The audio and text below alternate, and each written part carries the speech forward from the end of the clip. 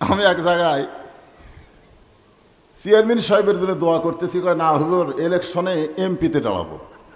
আমি তো বেকায়দা, এই জন্যে দোয়া করার আগেই ভাইয়ের কাছে শুনে নিলাম। আল্লাহ যেন তাকে কবুল করে, জোরে বলেন আমিন। আজকেও তিনি এই মাহফিলে 50,000 টাকা দান করেছেন। এখন তো মেয়র নাই, তার ব্যক্তিগত তহবিল থেকে উনি 50,000 টাকা আল্লাহর ঘরে দান করেছেন। সম্মানিত প্রধান অতিথিকে অন্তরের অন্তঃস্থল থেকে আমি শুভেচ্ছা জ্ঞাপন করছি। সম্মানিত বিশেষ অতিথিবৃন্দ, অনেকের নাম রয়েছে, সকলকেই অন্তরের অন্তঃস্থল থেকে শুভেচ্ছা জ্ঞাপন করছি। আমার সামনে যারা বসে আছেন, আসার সময় দেখলাম এই রাস্তার মধ্যে এত মানুষ।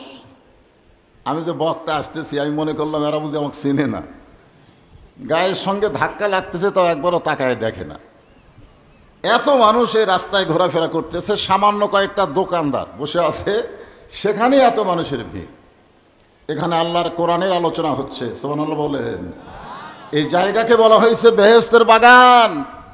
যতক্ষণ পর্যন্ত কোরআন হাদিস থেকে আলোচনা হবে, জিকির আজকার হবে, ততক্ষণ পর্যন্ত এই জায়গাটুকু বেহেশতের টুকরা হিসাবে আল্লাহ কবুল করে নেয়। কোনো পাপী ব্যক্তিও যদি আজকের মাহফিলে এসে বসে, আল্লাহ মাহফিলের ওসিলায় তাকে মাফ করে দেয়। এই জন্য আমার সামনে যারা বসে আছেন, যারা আসতেছেন বসতেছেন, সকলকেই অন্তরের অন্তঃস্থল থেকে আমি শুভেচ্ছা জ্ঞাপন করছি। আমার সম্মানিত মা বোনেরা এত বেশি হয়েছে যে ওনাদের জায়গা হচ্ছে না। আমি মা বোনদেরকেও অনুরোধ করব, আপনারা একটু জমে জমে বসবেন, তাদেরকেও শুভেচ্ছা জ্ঞাপন করে এই মুহূর্তে জানতে চাচ্ছি আপনারা সকলে কেমন আছেন। সকলেই বলি আলহামদুলিল্লাহ। রব্বানা লাকাল হামদ হামদান কাসীরান তাইয়িবান মুবারাকান ফীহি। আমরা প্রশংসা করলাম কার? এই কারণেই যে আল্লাহ দয়া করে, রহম করে, শারীরিক সুস্থতা দান করে মানসিক প্রশান্তি লাভের জন্য এই জান্নাতের বাগানে, জান্নাতের টুকরার মধ্যে কবুল করেছেন।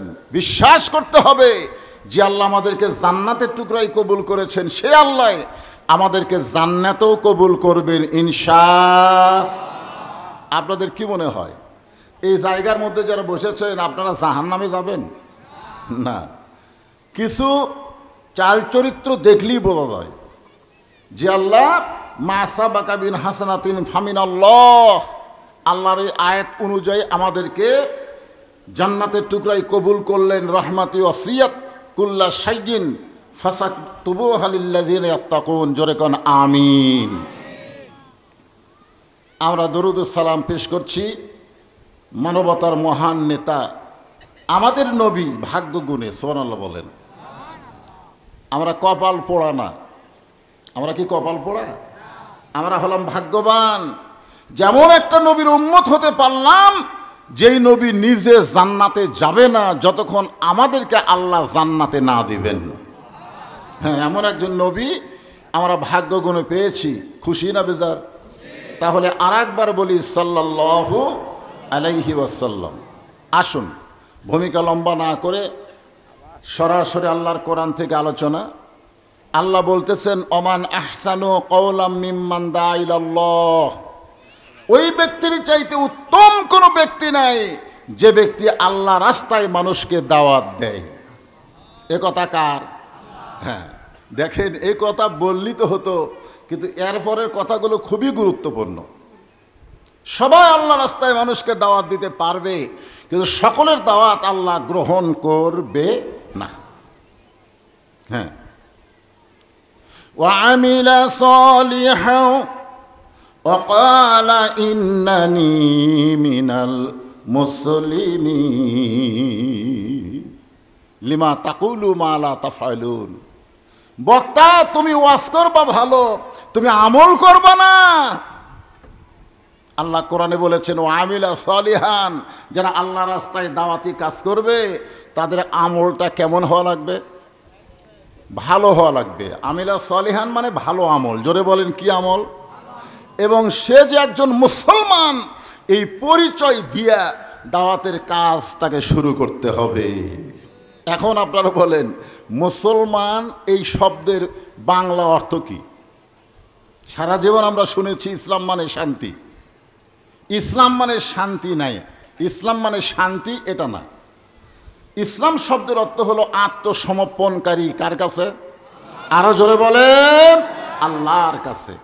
আর মুসলিমিন শব্দটা আরো ব্যাপক ব্যাখ্যা। তো এখন আমরা যারা এখানে বসেছি, অত্যন্ত গুরুত্বপূর্ণ বিষয় হলো যিনি আমাদেরকে দাওয়াত দিবেন তার সম্পর্কে আল্লাহ বলেছেন তাকে নেক আমল করা লাগবে, ও আমিলা সলেহান, তাকে ভালো আমল করা লাগবে এবং সে একজন মুসলমান। আমি আপনাদের সামনে পরিচয় দিচ্ছি, আমি একজন মুসলমান। যারা আমার সামনে বসে ওয়াজ শুনতেছেন আপনারা সকলে কি? যারা বলতেছেন না তাদের মধ্যে কি ভেজাল আছে? তাহলে জবান খুলে বলতে হবে আপনারা সকলে কি? আরো জোরে জোরসে বলুন আলহামদুলিল্লাহ। আলহামদুলিল্লাহ বলেন, কারণ মুসলমান যখন হয়ে গেলেন আর কোনো টেনশন নাই। আল্লাহ বলেছেন মুসলমানের ঘরে জন্ম নিলেই মুসলমান হবে না, লা তামুতুন্না ইল্লা ওয়া আনতুম মুসলিমুন, তোমাদেরকে মৃত্যুবরণ করা লাগবে মুসলমানের উপরে। এখন মুসলমানের উপরে যদি মরতে চাই তাহলে আল্লাহর কোরআনের দাওয়াত, আল্লাহর কোরআনের আহ্বান আমাদের উপরে আছে, এইটা গ্রহণ করার দরকার আছে না নাই? তুমি এখন কি শুরু করলা? তুমি কোথায় আমি কোথায়, এটা হলো ওয়াজ তো ব্রিগেড দিলে। আপনারা বুঝতে পারতেছেন না, এরে পাঠাইছেন কেন এখানে?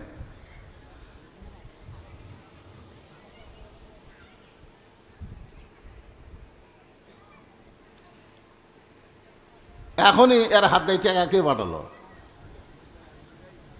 কি সমস্যা রে বাবা।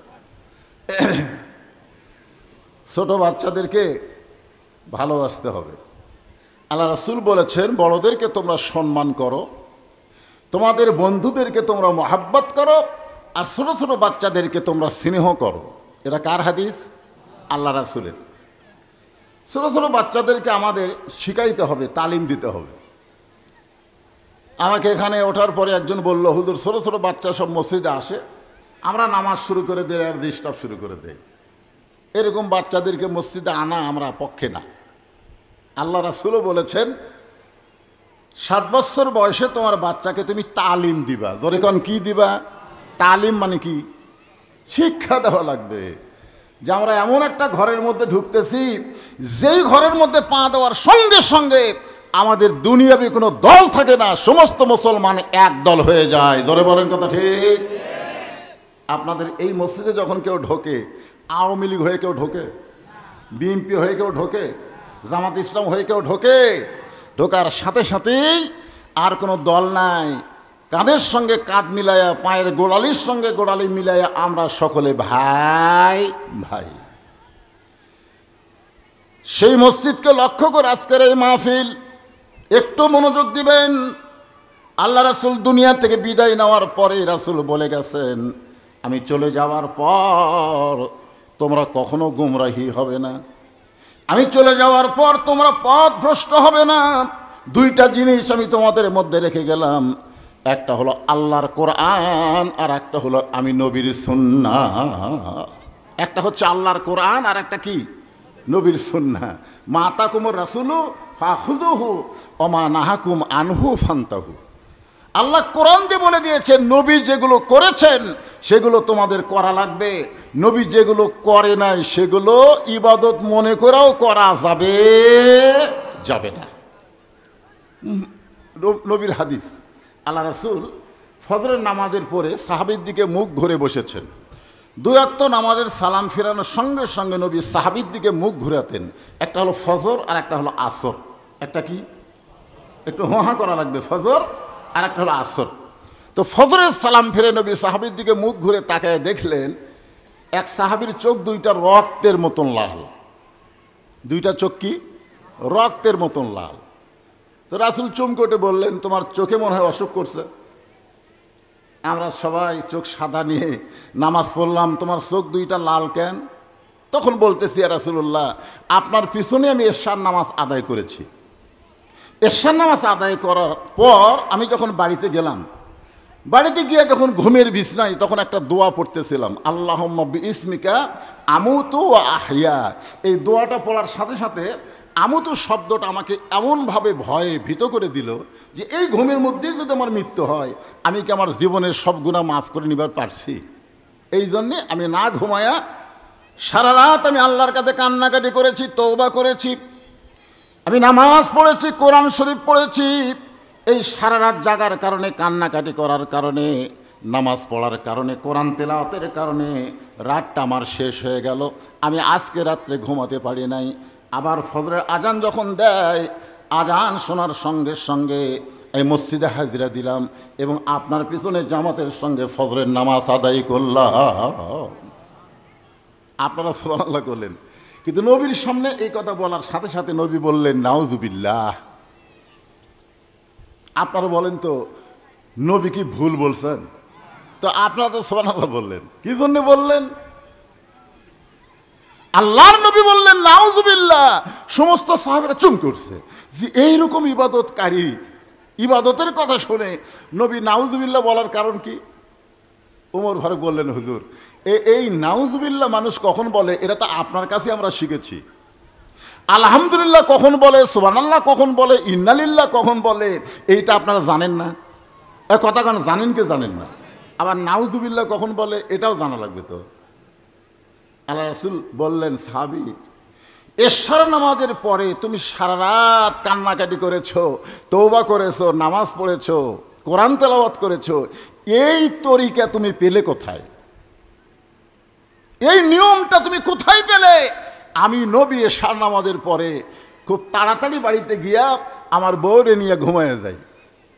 আমার বউকে আমার সঙ্গে বুকের মধ্যে নিয়ে ঘুমায়া যায়, কারণ আল্লাহ কোরআনে বলেছেন হুন্না লিবাসুল লাকুম ওয়া আনতুম লিবাসুল লাহুন্না।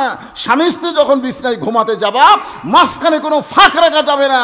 বুকের সঙ্গে মুখ মিলায়ে স্বামী স্ত্রী ঘুমানো হলো নবীর সুন্নাত। জোরে কোন সুবহানাল্লাহ। পালন করবার পারেন বা না পারেন, সুন্নাত তো। এটা শোনার পরে সুবহানাল্লাহ বলেন না কে? যারা প্রেমিক তারা ভাবতেছে প্রেমিকাকে যদি পাইতাম, বুকের সঙ্গে বুক মিলায় রাত কখন পার করে দিতাম। আর যারা স্বামী স্ত্রী যারা চিন্তা করতেছে, বউ মনে মনে কয় আমার স্বামী যে বিড়ি খাওয়া খায়, ও ঘরের মধ্যে ঢুকলি মনে হয় ভোকরা পাটা ঢুকছে। জোরে কোন কি ঢুকা ঢুকছে? ওরে বুকের সঙ্গে মুখ লাগায় তো ঘুমানো যাবে না। আল্লাহ রাসূল বললেন, সাহাবী আমি নবী এশার নামাজের পরে আমার বউরে নিয়ে ঘুমাই। অমিনাল লাইলি ফাতাহাজ্জাত বিহি নাফিলাতাল লাক। আল্লাহ কোরআনে বলেছেন রাতের একটা অংশ আছে, যে অংশটা আমি আল্লাহ তোমাদের জন্য তাহাজ্জুদের নামাজ নফল করেছি। আপনারা বলেন তো সব সময় কি তাহাজ্জুদ পড়া যাবে? সময়ের কথা বলা হয় নাই, শুধু বলা হয়েছে অমিনাল লাইলি ফাতাহাজ্জাত বিহি নাফিলাতাল লাক। রাতের একটা অংশে তোমাদের জন্য আল্লাহ তাহাজ্জুদের নামাজকে নফল করেছে। এইটাকে বলা হয়েছে এমন রাত, নিঝুম রাত, যেই রাতে সবাই ঘুমায় গেছে, শুধু আমার আল্লাহ আর আল্লাহর পাগল বান্দাগুলো দাঁড়িয়ে জাগ্রত হয়েছে। জোরে কোন সুবহানাল্লাহ। তো এখন তাহাজ্জুদের নামাজ পড়ি, কিছুক্ষণ জিকির আজকার করার পরে বেলাল যখন আজান দেয়, আজান দিলে আমি নবী মসজিদে আসি। তাহলে তুমি যে ঘুম বাদ দিয়া সারা রাত, তোমার বউ সাহাবী হুজুর, সাহাবী বলতেছে হুজুর আমার বউ কয়েকবার বলছে যে এশার নামাজ পড়ে এসে তুমি আমার কাছে ঘুমাবা, তুমি আবার কি শুরু করলা? আমি তখন রাগ করে বলছি, এই মৃত্যুর কথা স্মরণ হয়ে গেছে, ওই বউটা আর খেয়াল নাই। আল্লাহ রাসূল বললেন তোমার ইচ্ছা অনুযায়ী তুমি যদি সারা রাত ইবাদত করো আর সেইটা যদি নবীর তরিকা মোতাবেক না হয়, তাহলে সুবহানাল্লাহ তুমি পাবা না, তুমি বিনিময়ে পাবা নাউজুবিল্লাহ। এই জন্য খুব খেয়াল করা লাগবে। ওই ব্যক্তির চাইতে উত্তম কোনো ব্যক্তি নাই, যেই ব্যক্তি আল্লাহ রাস্তায় মানুষকে দাওয়াত দেয়। নবী যখন দুনিয়া থেকে বিদায় হয়ে গেলেন, এই দায়িত্ব সাহাবীরা গ্রহণ করলেন। সবাই করে নাই। আবু বকর রাদিয়াল্লাহু দাওয়াতের সিস্টেমটা গ্রহণ করে নাই, তিনি মদিনার খেলাফতকে গ্রহণ করলেন। সুবহানাল্লাহ বলেন। আর আবু বকর রাদিয়াল্লাহু যখন নবী বিদায়ের পরে খলিফা হলেন, তখন আবু বকর রাদিয়াল্লাহুর অধীনে ওমর ফারুককে বানানো হলো আইন মন্ত্রী। জোরে বলেন কি মন্ত্রী? হ্যাঁ, খুব খেয়াল করবেন, আইন মন্ত্রী হিসাবে ওমর ফারুককে নিযুক্ত করা হলো, ওসমান গনিকে বানানো হলো অর্থমন্ত্রী। হযরত আলী নিজেই বললেন, এই মুহূর্তে আমি কোনো দায়িত্ব গ্রহণ করতে চাই না, আমি আমার নবীর কাজ করতে চাই। কার কাজ? নবীর কাজ। কি? দাওয়াত। খুব খেয়াল করবেন, আমাদের বাংলাদেশে কিন্তু জোর হচ্ছে, জোর। এরপরে শুরু হবে বিশ্ব ইজতেমা, ঠিক কিনা বলেন? কথা বলেন। আমার এলাকার এক মানুষ প্রায় 20-25 বছর দাওয়াতের কাম করে। আমি একদিন বললাম, ভাই এই দাওয়াতের কাম করতে গিয়ে আপনি কি কোনো বাধা পাইছেন? আপনাকে কি বাধা দেওয়া হয়েছে? তো বলে, না হুজুর, বাধা কে দিবে? আমি বললাম, দাওয়াতের কাম করতে গেলে তো বাধা আসবে। আল্লাহর কোরআন নবীর সুন্নাহ মোতাবেক যদি দাওয়াত দেওয়া হয়, অবশ্যই বাতিলেরা বাধা দিবে। জোরে বলেন, কথা কন না কেন? বাধা দিবে। রাসূলের মতন মানুষ, যার চেহারা দেখলে আল্লাহ জাহান্নাম হারাম করে দেয়, সেই মানুষকে তায়েফেরা পাথর মারছে শুধুমাত্র এই কলেমার দাওয়াত দেওয়ার অপরাধে। জোরে কোন কথা, ঠিক কিনা? কথা বলেন। এত পাথর মারছে, দেহের কোনো জায়গা নাই যে জায়গায় পাথরের আঘাত লাগে নাই।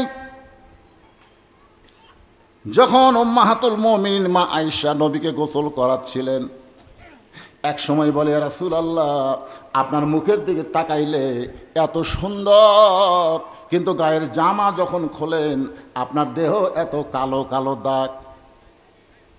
হুজুর, আপনার কি কোনোদিন বসন্ত ব্যারাম হয়েছিল? যেই ব্যারামের কারণে আপনার দেহ এমন কালিমা পড়ে গেছে, কালো কালো দাগ হয়ে গেছে?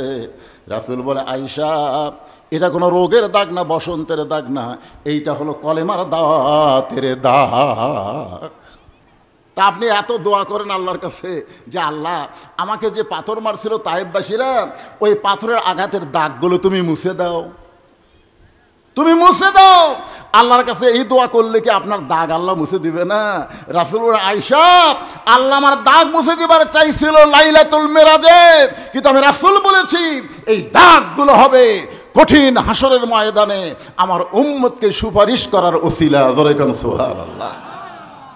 সঙ্গে সঙ্গে আয়েশা বললেন, ইয়া রাসূলুল্লাহ, আপনি নবী হয়ে যদি দাওয়াতের কাজ করতে গিয়া আঘাতপ্রাপ্ত হন, আপনার উম্মতেরা কিয়ামত পর্যন্ত এই দাওয়াতের কাজ করতে গিয়ে কি আঘাতপ্রাপ্ত হবে?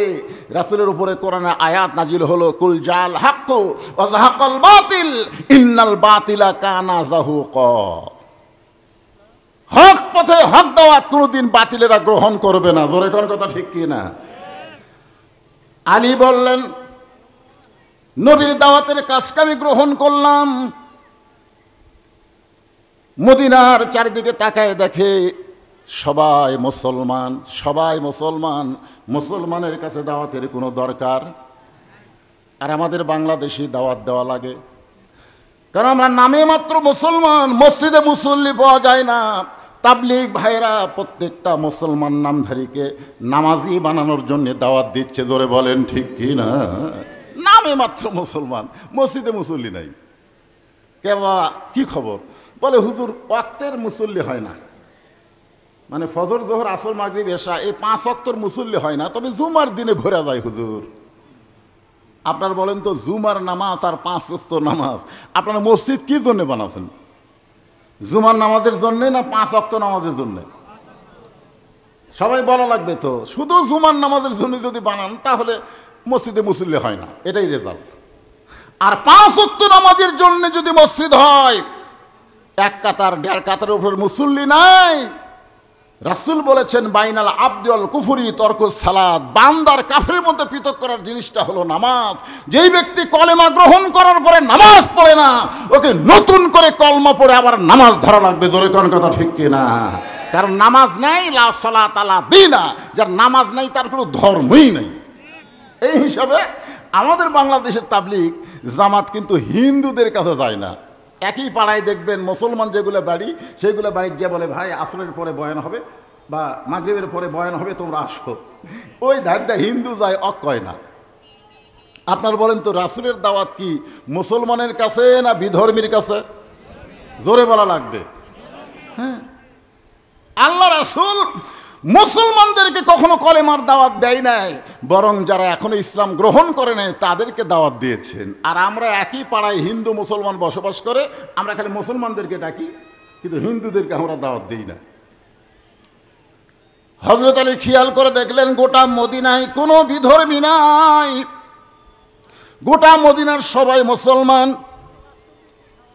হযরত আলী দাওয়াতের নিয়ত করে ওই ব্যক্তি সবচাইতে উত্তম। কোন ব্যক্তি? ওয়ামান আহসানু কাওলাম মিম্মান দাআ ইলাল্লাহ। ওই ব্যক্তির চাইতে উত্তম কোনো ব্যক্তি নাই যে ব্যক্তি আল্লাহর রাস্তায় মানুষকে কি দেয়? দাওয়াত মানে কি? রাসূলকে সাহাবারা জিজ্ঞাসা করলেন, ইয়া রাসূলুল্লাহ, সবচাইতে উত্তম দাওয়াত কোনটা? আল্লাহ রাসূল বললেন, আজান দেওয়া। সবচাইতে উত্তম দাওয়াত হলো আজান দেওয়া। ধরে কোন কি দেওয়া?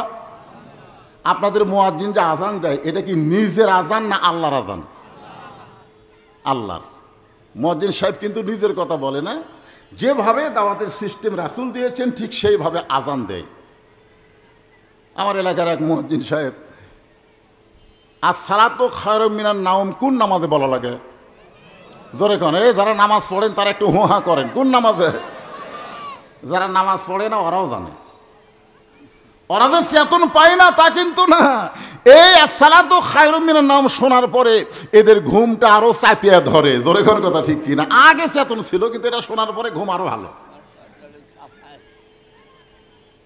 খুব খেয়াল করবেন, সবচেয়ে উত্তম দাওয়াত হলো মুয়াজ্জিন যে আজান দেয়।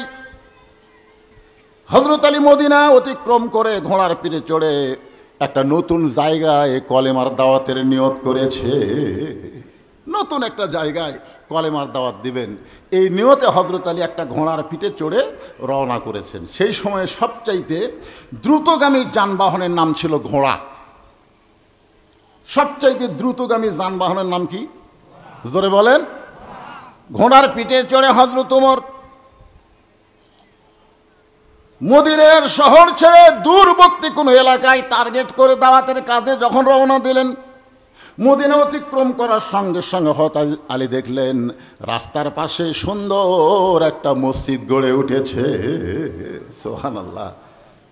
তার ধারণা ভুল হলো, তিনি মনে করছিলেন মদিনার মধ্যেই শুধু মুসলমান, মদিনার বাহিরে বুঝি নাই। মদিনার শহর শেষ করার পর হযরত আলী দেখলেন যে মদিনার পাশেই একটা সুন্দর মসজিদ গড়ে উঠেছে। আপনি বলেন তো, সুন্দর মসজিদ গড়ে উঠলে ওই এলাকাত কে আছে? আরো জোরে কোন কে আছে? যারা মসজিদের আজান শোনার পরে মসজিদে আসে না।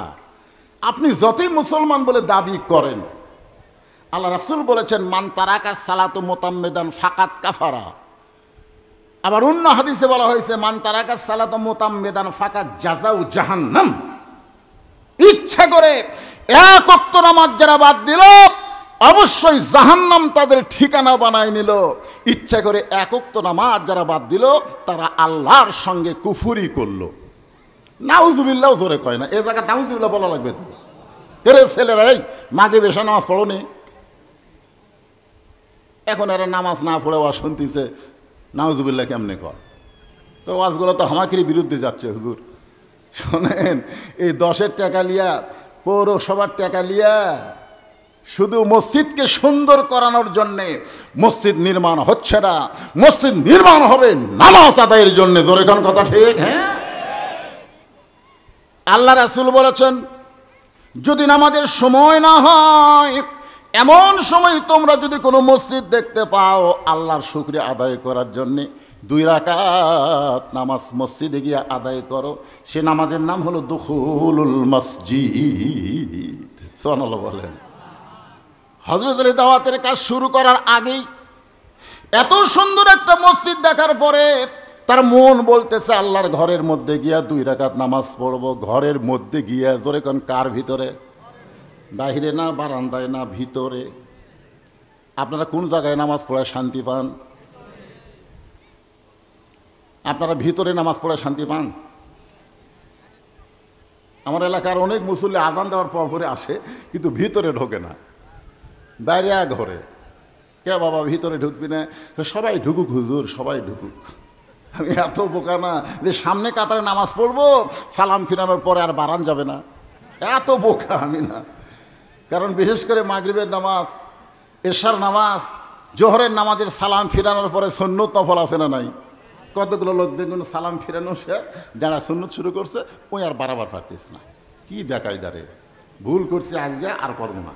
এই জন্যে ওই কি করে, বারান্দায় নামাজ পড়ে, শেষ কাতারে নামাজ পড়ে। আল্লাহ রাসূল বলেছেন প্রথম কাতারে নামাজের যেই ফজিলত, এইটা যদি আমার উম্মতের মধ্যে প্রকাশ করে দিতাম তাহলে সামনে কাতারে নেওয়ার জন্য মারামারি হতো। সুবহানাল্লাহ বলেন। এখন সামনে কাতারের ফজিলত কম না বেশি? মসজিদের ভিতরে ফজিলত বেশি না বারান্দায় ফজিলত বেশি? হযরত আলী মসজিদের ভিতরে ঢুকে 2 রাকাত দুখুলুল মসজিদ নামাজ আদায় করতে চায়, কিন্তু লক্ষ্য করে দেখলেন ঘোড়া বাঁধার মতন, ঘোড়া ধরে থাকার মতন কোনো মানুষও নাই, কোনো গাছও নাই। আল্লাহ কোরআনে বলেছেন ইন্নামা আমওয়ালুকুম ওয়া আওলাদুকুম ফিতনা, নিশ্চয় তোমাদের সম্পদ আর তোমাদের সন্তান হলো তোমাদের বিপদের কারণ। আজকে অধিকাংশ মানুষ সন্তানের কারণে, সম্পদের কারণে বিপদের মধ্যে পড়ে যাচ্ছে। অর্থাৎ আলীর সঙ্গে যদি ঘোড়া না থাকতো তাহলে হযরত আলী কিন্তু বিপদের মধ্যে পড়তো না। মসজিদ দেখার সঙ্গে সঙ্গে মসজিদের মধ্যে ঢুকে নামাজ আদায় করতে পারত, কিন্তু এখন ঘোড়া থাকার কারণে তিনি বিপদে পড়ে গেলেন। কারণ ঘোড়া বাঁধার মতন কোনো গাছও নাই, ঘোড়া যে কেউ ধরে থাকবে এমন কোনো মানুষও নাই। এখন ঘোড়াটা কারে দিয়া হযরত আলী মসজিদের মধ্যে ঢুকবে? ঘোড়া কারে দিয়া মসজিদের মধ্যে ঢুকবে? কারণ তার মন মসজিদের মধ্যে ঢুকে গেছে, খালি দেহটা বাহিরে আছে। সুবহানাল্লাহ বলেন। হাদিস আছে বিস্তারিত, হুজুরি কলব ব্যতীত, হাদিস আছে বিস্তারিত, হুজুরি কলব ব্যতীত করছেন কালেও নামাজ তোর হবে না। তবে কেন গাও জোয়ারি, মানুষকে দেখাও নামাজ পড়ি, ও তোমার সিদ্ধ বীজে সুফসল ফলে না। আজও কেন আল্লাহর নামাজ ধরতে পারলা না? যে ব্যক্তি নামাজ ধরবে যাবতীয় অন্যায় অপকর্ম থেকে আল্লাহ তার হেফাজত করবে। সুবহানাল্লাহ কর। আইন দিয়ে কোনো কিছুই সাইজ করা যাবে না। বাংলাদেশের মুসলমানদেরকে সাইজ করতে গেলে 1 নম্বর তার নাম হলো নামাজ। যেখানে 1 নম্বর কি? ইন্না সলাতা তানহানিল ফাহশাই ওয়াল মুনকার। একমাত্র নামাজই পারে মানুষকে যাবতীয় খারাপি থেকে বাঁচাই দিতে। এ কথা কি আমার না আল্লাহর? তা আপনার ছেলেকে তো আপনি স্কুল ধরালেন, হাই স্কুল ধরালেন, কলেজ ধরালেন, আপনি কি নামাজ ধরাইছেন? এ না কে করল রে? মুসলমানের বাচ্চা হয়ে কথা বলা যাবে না তো? বলা যাবে? 7 বছর থেকে নামাজের তালিম দেওয়া লাগবে, আর 10 বছর থেকে জোর করে তাকে নামাজ ধরাতে হবে। খুব খেয়াল করবেন, নামাজের তালিম দিবেন কয় বছর? কয় বছর? তার মানে বোঝা গেল 7 বছরের আগে কোনো বাচ্চাকে মসজিদের মধ্যে আনা যাবে না। যদি আপনি আনতে চান 7 বছরের পরে আনা লাগবে। 7 থেকে 10 এই 3টা বছর হলো শিক্ষা দেওয়ার বছর। কিভাবে নিয়ত করা লাগবে, কিভাবে হাত বাঁধা লাগবে, নিয়ত করার পরে কোন দিকে তাকায় থাকতে হবে, নিয়ত করার পরে সানা পড়তে হবে, সূরা ফাতিহা পড়তে হবে, এইগুলো সব তাকে শিক্ষা দেওয়ার নাম হলো তালিম। শিক্ষা দেওয়ার নাম কি? তাহলে কয় বছর তালিম দেওয়া লাগবে? আর কি মনে করতেছেন? 3টা বছর নামাজের তালিম দিতে হবে। এখনো বাংলার অনেক মুসল্লি নামাজ পড়ায় অন্যদিকে চায় থাকে। করে কি করে না? কি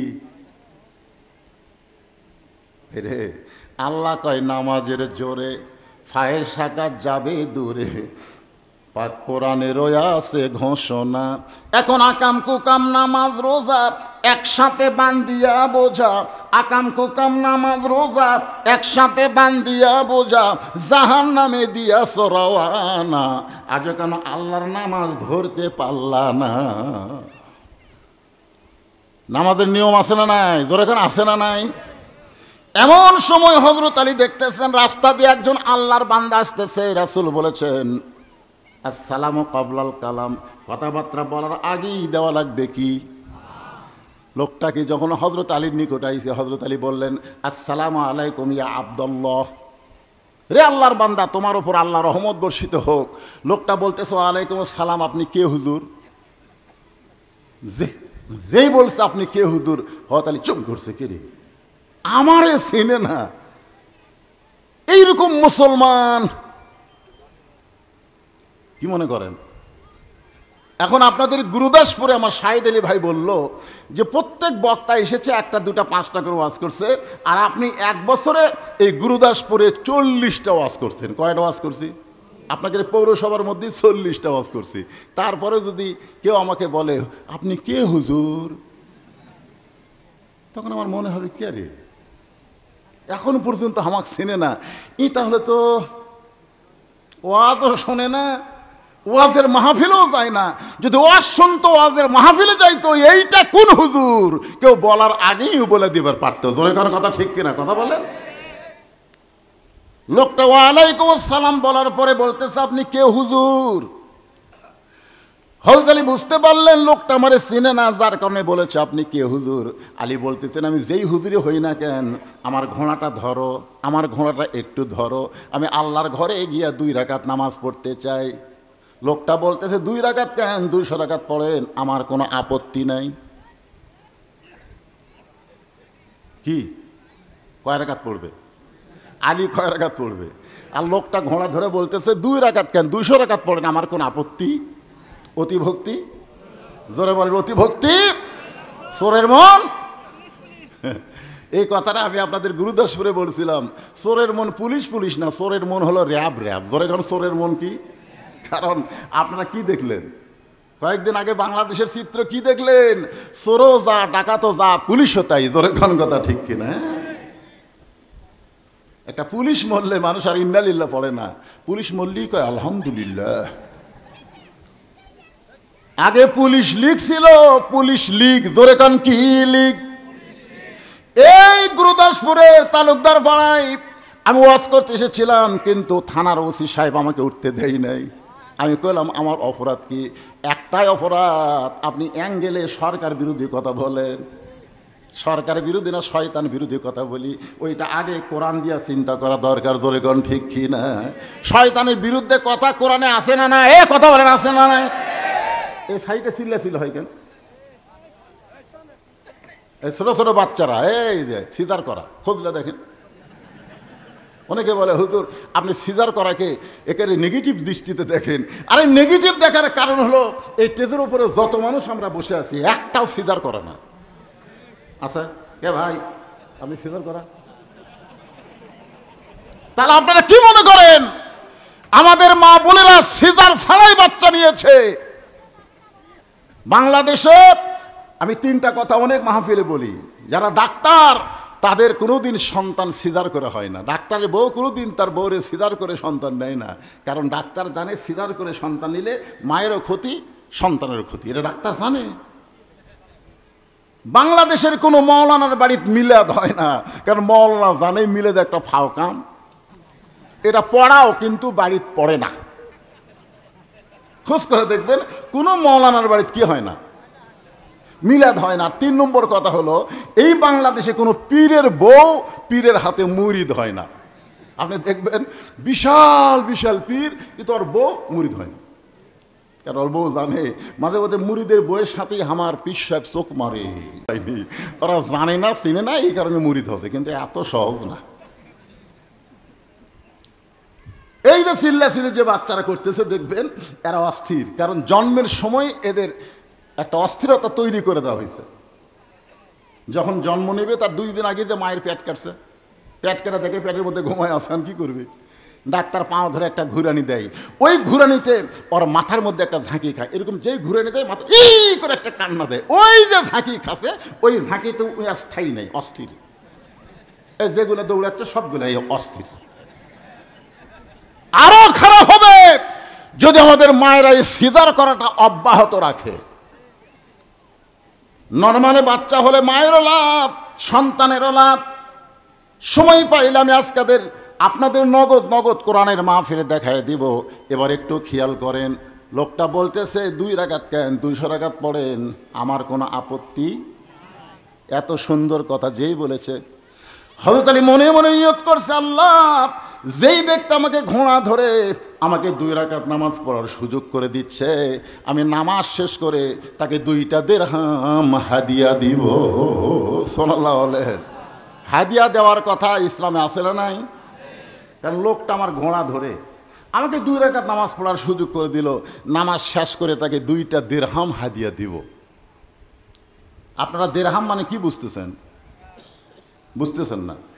সেই সময়ের 2 দিরহাম আপনারা বলেন তো কম না বেশি? আমি যখন গুরুদাসপুরে প্রথম আসি তখন আমার দাম কত ছিল, এখন কত? কারণ মানুষ তো বোঝে বাজারে সব কিছুর দাম বেশি। শায়েস্তা খানের আমলে আমরা শুনছি, দেখি নাই, শুনছি এবং ইতিহাসে দেখছি 1 টাকায় 1 টাকা, কয় টাকা? 1 টাকায় 7-8 মণ চাউল পাওয়া যেত। 1 টাকায় যদি 8 মণ চাউল পাওয়া যেত, তাহলে তার অনেক আগের আমল হচ্ছে হযরত আলীর আমল। তাহলে সেই সময় যদি তিনি নিয়ত করেন 2টা দিরহাম দেব, এখান থেকে প্রমাণ হয়ে গেল ভালো কাজে কেউ সহযোগিতা করলে তার হাদিয়া কম না বেশি? কথা কয় না? তাহলে কোরআন হাদিস দিয়া যারা আপনাদেরকে সুন্দর করে বুঝায় তাদের হাদিয়া কম না বেশি? বেশি দিবেন। আগামীকাল 4 স্টলে গল্প হবে, বদরশীদ কত নিয়ে গেল, জামাই শ্বশুর কত নিয়ে গেল, এই গল্প হবে। কিন্তু রাসূল বলেছেন খায়রুকুম মান তাআল্লামাল কুরআন ওয়া আল্লামা, ওই ব্যক্তির চাইতে উত্তম কোনো ব্যক্তি নাই, ওই ব্যক্তির চাইতে সম্মানী কোনো ব্যক্তি নাই যে ব্যক্তি কোরআন পড়ে এবং অপরকে কোরআনের শিক্ষা দেয়। আল্লাহর বান্দারা, হযরত আলী এই নিয়ত করে যেই মসজিদের মধ্যে ঢুকতেছেন একটা বারও ঘোড়ার দিকে লক্ষ্য করেন নাই, কারণ মন দিয়েছে কোন দিকে? আল্লাহর দিকে। জোরে কোন দিকে? মিন শারিল ওয়াসওয়াসিল খান্নাস, ভিতরের নফস বলতেছে, খান্নাস বলতেছে আলী যার হাতে ঘোড়া দিলি সে ঘোড়া ঠিক মতো ধরে আছে কিনা একটাবার ঘাড় কাজ করে দেখতো, দেখ। এটা কিন্তু কে বলতেছে? মন বলতেছে। কথা কর না কেন? জোহরের নামাজের নিয়ত করছে 4 রাকাত সুন্নতের, সবাই চলে গেছে ভাই, কেউ মসজিদে নেই। তো এখন জুতা চোর চিন্তা করে, সবাই যখন চলে গেল এক মুসল্লি নামাজ পড়তেছে, এই সুযোগে আর জুতা চুরি করা যাবে, দেখি জুতাটা রাখছে কোথায়। চোর আস্তে আস্তে ঢুকে দেখে ওই যেখানে নামাজ পড়তেছে পাশে কাঠের বাক্সে চামড়ার চকচকা জুতে। চোর ভাবতেছে জোহরের সুন্নত 4 রাকাত, কেবল 1 রাকাত হচ্ছে, এখনো 3 রাকাত বাকি আছে। নামাজ শেষ করতে করতে জুতাটা আমি 7 মাথা পার হবো এই মনে করে কেবল জুতাতে হাত দিছে, সঙ্গে সঙ্গে চোরের হাত খপ করে ধরছে। চোর বলতেছে ভাই আপনি তো নামাজ পড়তেছেন, নামাজি বলতেছে ইলা জিহাতিল কাবা ওয়া জুতা, তুই কি মনে করছিস আমার মন খালি কাবার দিকে, জুতার দিকেও আছে? আপনারা বলেন তো, একজন হলো জুতা চোর আর একজন হলো নামাজ চোর, 2 চোরের মধ্যে বড় চোর কোনটা? সবাই বলেন বড় চোর কোনটা? ফাওয়াইলুল লিল মুসাল্লিন আল্লাযীনা হুম আন সালাতিহিম সাহুন আল্লাযীনা হুম ইরাউন ওয়া ইয়ামনাউনাল মাউন। কোরআনের তেলাওয়াত শুনলে ঈমান বাড়ে না কমে? তা আল্লাহু আকবার কর না কেন? কবে কবেন? এতদিন কবার পারেননি, বললে হয়তো বলবে জামাত ইসলাম করে, ইসলামী আন্দোলন করে, এখন তার সেইটা চিন্তা নেই। আছে? জন্মের পরে আপনার কানে আল্লাহু আকবার দিয়ে আজান দিছে, জন্মের সাথে সাথে আপনার বাম কানে আল্লাহু আকবার আকামত দিছে, আপনি মরে গেলে আপনার লাশ সামনে রাইখা আল্লাহু আকবার বলে নিয়ত হবে। জোরে কোন কথা ঠিক? তাহলে সে আল্লাহু আকবারের কোনো দল লাগবে? সব মুসলমানে আল্লাহু আকবার আছে না নাই? আর তুলিয়াত আলাইহিম আয়াতুহু জাদাতুহুম ঈমানান, কোরআনের আয়াত তেলাওয়াত করলে ঈমান বাড়া যায়। আর ঈমান বাড়ার লক্ষণ কিছু করে থাকা, যখনই কোরআন তেলাওয়াত হবে সঙ্গে সঙ্গে তেলাওয়াত শেষ হওয়ার সঙ্গে সঙ্গে বলতে হবে আল্লাহু আকবার, লিল্লাহি তাকবীর, মাশাআল্লাহ। মাঝে মধ্যে একটু আল্লাহু আকবার বলবেন, কারণ সুবহানাল্লাহ আলহামদুলিল্লাহ বললে আল্লাহ খুশি, কিন্তু শয়তান বেজার হয় না। আর আল্লাহু আকবার বললে আল্লাহ খুশি হয়ে যায়, শয়তান বেজার হয়ে দৌড় দেয়। রাসূল বলেছে এত জোরে দৌড় দেয় ওর পিছন দিয়ে বাতাস বার হয়ে যায়। তা আমরা কি শয়তানকে কাছে রাখবো না তাড়াবো? যদি তাড়াবার চাই তাহলে জোরে আল্লাহু আকবার বলা ছাড়া কোনো উপায়। ওই লোকটা হলো ঘোড়া চোর। জোরে কোন কি চোর? হযরত আলী চোরের হাতে ঘোড়া দিয়ে আল্লাহর ঘরের মধ্যে ঢুকতেছে। আল্লাহর ঘরে যখন ঢুকবেন আপনি ইচ্ছা মতো ঢুকতে পারবেন। আপনাকে ঢুকছেন কোন দিন? আমি কিন্তু বারান্দার কথা বলতেছি না, আমি আল্লাহর ঘরের ভিতরের কথা বলতেছি। আল্লাহর ঘরের মধ্যে যখন ঢুকবেন তখন ডান পা দিয়ে আপনাকে ঢুকতে হবে। তোরে কোন পা? জবান খুলে একটা দোয়া পড়া লাগে, আপনারা কি পড়েন? তাহলে আপনারা সবাই বলেন তো দোয়াটা কি? করোনার সময় এক ব্যক্তি মুখে মাস্ক নিয়ে এই দোয়া পড়তেছে, মুখে মাস্ক নিয়ে কি পড়তেছে? দোয়া পড়তেছে। আমি বললাম ভাই মাস্কটা খোলেন, মাস্কটা খোলেন। না হুজুর করোনা চলতেছে। আমি বললাম আপনি মোবাইলে দেখবেন, যখন চালু করবেন একটা মহিলা কণ্ঠ কি বলে, আপনি যখন ঘর থেকে বাইরে যাবেন মুখে মাস্ক পরবেন। আপনি ঘরের মধ্যে থাইকা মুখে মাস্ক পরবেন এটা কিন্তু বলা হয়নি, ঘর থেকে যখন বাইরে যাবেন। তাহলে আপনি যে দোয়া পড়ে ঢুকতেছেন, পৃথিবীর সর্বশ্রেষ্ঠ ঘর হলো মসজিদ। জোরে কোন কথা ঠিক কিনা? আপনার বাড়ি থেকে আপনি মুখে মাস্ক দিয়ে আসলেন কেন? না না না, তো আল্লাহর ঘরের মধ্যে আপনি মুখে মাস্ক দিবেন কেন? না হুজুর সতর্ক থাকা ভালো। আমি তখন কোরআন থেকে আয়াত তেলাওয়াত করলাম, ফালিয়াবুদু রাব্ব হাযাল বাইত আল্লাযী আত'আমাহুম মিন জু'ইন ওয়া আমানাহুম মিন খাউফ। জান্নাতি মানুষদেরকে নিয়ে আমি গুনাহগার তোমার রহমতের দরজায় দুখানা হাত তুলেছি আল্লাহ। হাসরের ময়দানে জাব্বার আর কাহার নামে রূপ নিয়া তুমি যখন বিচার শুরু করবে, তোমার সামনে দাঁড়ায়া সমস্ত নবীরা নাফসি নাফসি বলে কাঁদতে থাকবে। এমন কঠিন অবস্থা হাসরে হবে, সেদিন সমস্ত নবী তার উম্মতকে ভুলে যাবে, শুধু বলবে আল্লাহ আমার কি হবে, আমার কি হবে। একমাত্র দরদি নবী শাফাতের কান্ডারি ইয়া রব্বি হাবলি উম্মতি বলে সেজদায় পড়ে যাবে।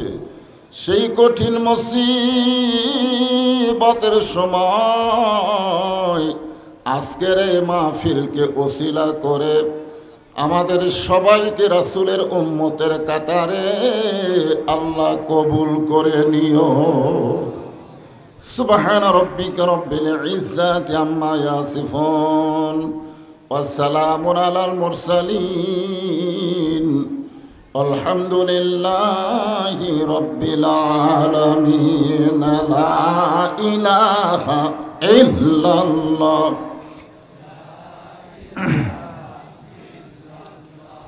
লা ইলাহা ইল্লাল্লাহ। ইকো দিও না, ইকো দিও না। লা ইলাহা ইল্লাল্লাহ। চাঁদ সূরজ আর গ্রহ তারা আল্লাহ নামের পাগল পারা। চাঁদ সূরজ আর গ্রহ তারা আল্লাহ নামের পাগল পারা। আমার আল্লাহ নামের এতই দয়া, আল্লাহ নামের এতই মায়া, লুকিয়ে রাখছেন হে আল্লাহ জোরে লা ইলাহা ইল্লাল্লাহ। লা ইলাহা ইল্লাল্লাহু লা ইলাহা ইল্লাল্লাহু লা ইলাহা ইল্লাল্লাহ লা ইলাহা ইল্লাল্লাহ। যার দিলে আছে আমার আল্লাহর ভয়। কার ভয়? জবান খুলে অন্তর থেকে বলেন কার ভয়? যার মনে আছে আল্লাহর ভয়। আল্লাহ আল্লাহ সব সময় আহার নিদেরা ভালো লাগে না, এই দুনিয়া ভালো লাগে না, ভালো লাগে শুধু আল্লাহ। লা ইলাহা ইল্লাল্লাহ লা ইলাহা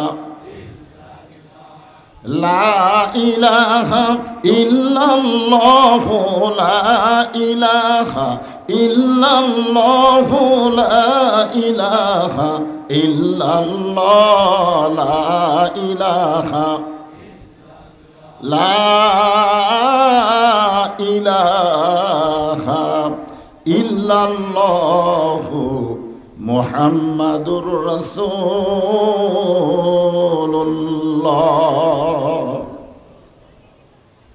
মুহাম্মদ রাসূলুল্লাহ বলার সাথে সাথে আপনি বলেন বা না বলেন, আপনি তো শুনছেন, বলা এবং শোনার সাথে সাথেই বলতে হবে সাল্লাল্লাহু আলাইহি ওয়াসাল্লাম। কলেমার জিকির করার পরে নবীর নাম চলে এসেছে। নবীর নাম বলা মাত্রই কলেমা তাইয়্যিবা সমাপ্ত হয়ে গেছে। বাবা আদম থেকে শুরু হয়েছিল, জোরে কোন ঠিক কিনা? আমাদের নবীর পরে আর কোনো নবী নাই। এই জন্য মুহাম্মদ রাসূলুল্লাহ মানে শেষ নবী, যাকে খাতামুন নাবিয়্যিন রাসূল বলা হয়েছে। আমরা সেই নবীর উম্মত, যেই নবীর প্রতি একবার সাল্লাল্লাহু আলাইহি সাল্লাম বললে একদল ফেরেশতা এখানে ঘোরাফেরা করতেছে, আপনার মুখের দরুদ শেষ হওয়ার সঙ্গে সঙ্গে আপনার নামে এই দরুদগুলো রাসূলের রওজা মোবারকে পৌঁছায়া দেয়। আপনি কবে যাবেন মদিনায় তার কোনো গ্যারান্টি আমরা যাবার না পারলেও আমাদের দরুদগুলো পৌঁছে গেছে। এই জন্য যখনই নবীর নাম শুনবো মহব্বত নিয়ে বলবো সাল্লাল্লাহু আলাইহি ওয়াসাল্লাম।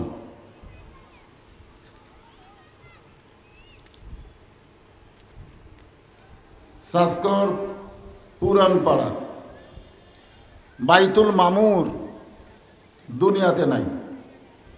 বাইতুল মামুর কি দুনিয়াতে আছে?